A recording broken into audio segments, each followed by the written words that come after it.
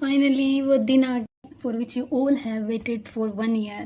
So yeah, finally कल 4 मई 2025 है। आज मैं आपको बताने वाली हूँ कि पेपर कैसे अटेम्प्ट करना है। नीट का पेपर कैसे अटेम्प्ट करें कि वो छूटे भी ना, वो एक्यूरेसी भी ज़्यादा हो। ठीक, बोलना चाहूँगी कि मेरे अकॉर्डिंग जो मैंने किया था, ठीक है, सबका अलग अलग है। मैं वही बता रही हूँ जो मैंने करा था और जो तुम्हें करना चाहिए इफ़ तुम लोगों को ठीक लगे तो।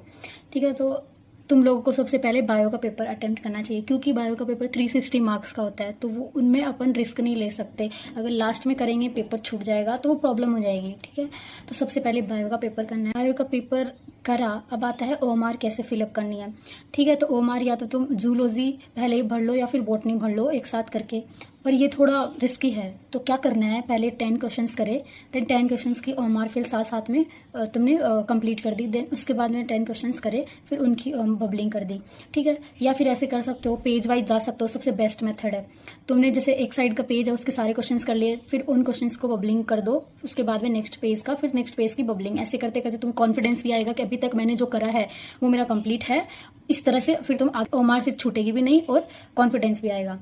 अब नेक्स्ट आता है कि फिजिक्स और केमिस्ट्री में से कौन सा पहले करो। तो मैं बोलूँगी कि सबसे पहले वो सब्जेक्ट करो जो तुम्हारा सबसे अच्छे से क्लियर है, जिसमें तुम टाइम बचा सकते हो, जल्दी कर सकते हो, टाइम सेव कर सकते हो।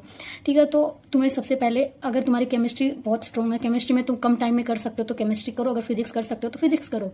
ठीक है, फिर जल्दी से उसको खत्म करके थोड़ा टाइम सेव करके एक्स्ट्रा टाइम उस सब्जेक्ट को दो जिसमें तुम्हें टाइम लगता है।